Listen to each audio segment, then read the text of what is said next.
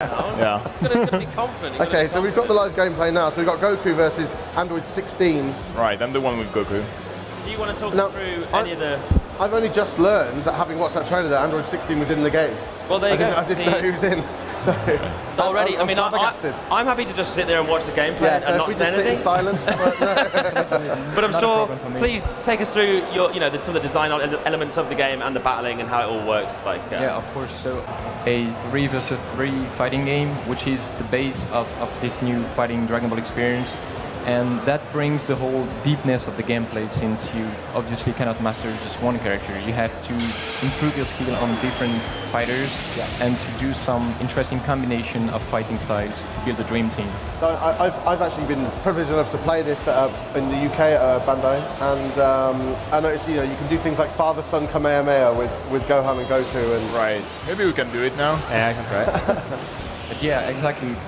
There's this kind of, Dragon Ball fan service with all several secret animation. Look at this. Look at that. The father-son Kamehameha. So, and that's just one of many examples of the kind of animation you can trigger, even in the introduction scene of the fighters. If you are taking certain characters, you can have something different. Even tiny. Sorry, it's so cool. There's these little if somebody fires a little energy blast and you deflect it, it goes into the background and destroys a piece of the background. It's just, exactly. It's too good. And it's even going further. If you're doing the very ultimate attack, you're almost destroying the whole planet. Yeah. So obviously, the whole Dragon Ball series has got so many characters. How did you decide which ones? Obviously, Goku, Vegeta, all the Saiyans. But how did you decide which characters to put in the game? Right, that's a tricky question. Actually, as you can see, as far as the characters that we announced are the basic one, the most famous one. So we have all the science arc characters with Goku, Vegeta, and Gohan. But then choosing the characters is also based on their style, their fighting style. For example, C15, Android 15 that we have now, he's the good, the big guy, the heavy guy. So he has his moveset that is different from other characters. So we are thinking about the moveset also when we are selecting the characters, definitely. I suppose you've got to think about game balance, and obviously Vegeta does vary from Goku, but they are basically the same. They are Saiyan. Right. They are Saiyan, but still, as you said, some are faster than the other, some are stronger than the other. So that makes the gameplay different. And you've got Trunks as well. Yes, of course. And Trunks is actually a very good example of how different can get the science, because he's using the sword. So you have all kind of combos and attacks using the sword, and you can trigger some pretty amazing stuff. I was upset that we've not seen Chaozu yet. Oh yeah, sorry for that. Well, I'm not sure how we look like that. But we still have Krillin. Yeah.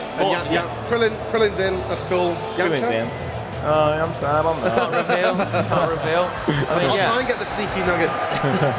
Well, yeah, it's just trying. So it's 3v3, so you can switch out your characters basically as and when. If one's 2 damage, you can switch them out, right? Is that how it works, or are they in until they're out? You can call them in and out, and you can call them in for combo attacks. Okay, so you can switch them out freely and combo them how you like. Yeah, exactly. So actually, you have kind of bar that you're charging, and when it's full, you can change the character, and then you have to wait a bit. Oh, I see. So there's a cooldown. Exactly, a cooldown to switch the characters, but obviously they're also changing when one of your characters is dying. So. Excellent. And what about transformations? What can we say on that? Have we got transformations in here? For example, Frieza, I can see is in almost final form. Is there another one after that? Is there a gold one? Can you get Frieza in his base form and then going up? Is that how it works? Actually, in the game we have Frieza in his final form. Okay. But as an ultimate attack, we have his golden form as well. But it's pretty much the only one having that, because the other is pretty good enough. Well, they basically not have their strong. Yeah. Okay. Exactly. Just because I know in similar other Dragon Ball games you had it where you could sort of power up mid-fight and keep going up and up. For example, if you take the example of Super Saiyan Goku, you cannot transform and stay in this form during the fight, but you can trigger the ultimate Kamehameha, and for this specific attack is transforming into Super Saiyan 3 exactly, and launching this super devastating attack. So that's an example of how the transformation have been implemented in the game while still keeping the balance for all characters. I understand. I was just mesmerised by Destructo Disc then. It makes sense to do that, I guess, because otherwise you'd have literally hundreds and hundreds. If you made them all separate characters, you'd have obviously hundreds of variants, and then the transformations as well. If it transforms and they're just simply more powerful and the other guy just doesn't have a chance, I suppose it's simply not fair. Exactly. So basically the transformations are based around a move set essentially, which I think makes sense. But for this type of game, which I assume is, you know, is going to be very competitive as well. Are you guys looking into getting into like competitive scene with this kind of game?